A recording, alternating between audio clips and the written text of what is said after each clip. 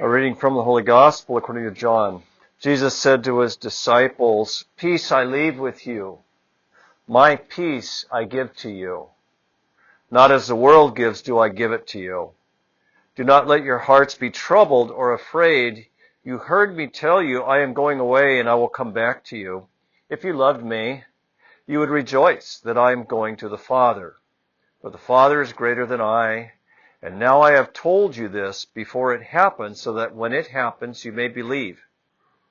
The Gospel of the Lord.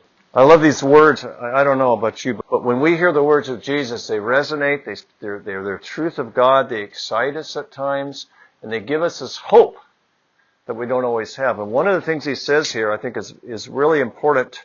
In fact, ever since I was a kid, this is one of my most favorite passages. He says, "My peace I give to you, not as the world gives." What kind of peace does the world give? It's ephemeral. It dries up. When things don't go well, all of a sudden the peace is gone. As B.B. King would say, the thrill is gone. And so we are moored in we are anchored, rather, to a peace that passes understanding, that it does not depend on the circumstances in which we find ourselves. That's profound, isn't it? But it comes from Jesus. And Jesus says here, don't let your hearts be troubled.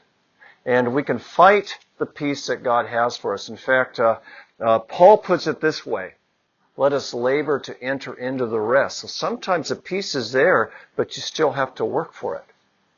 You have to lay claim to it. You have to hold on to it because the world's trying to snatch it away from you. How do we do that? Well, the Psalm has something to say about this for us. Listen carefully what it says here. Let them discourse, in other words, the people of God. Let them talk about the glory of your kingdom and speak of your might.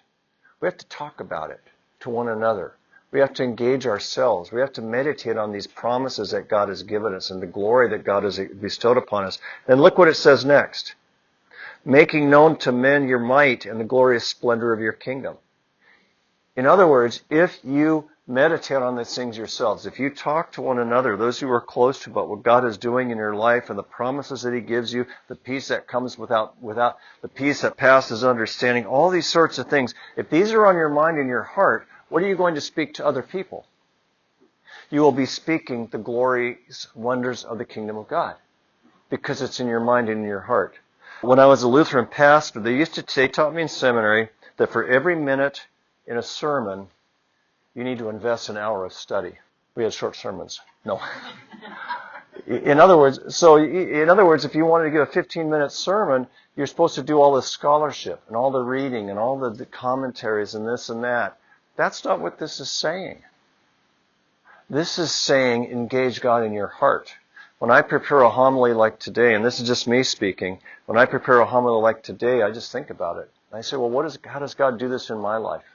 What is God trying to show me? Because you are not that different than me. So if I'm experiencing what? You will too. And the same goes for you. The people you talk to, you don't have to force it. You don't have to try and make people see your point of view. You just speak you.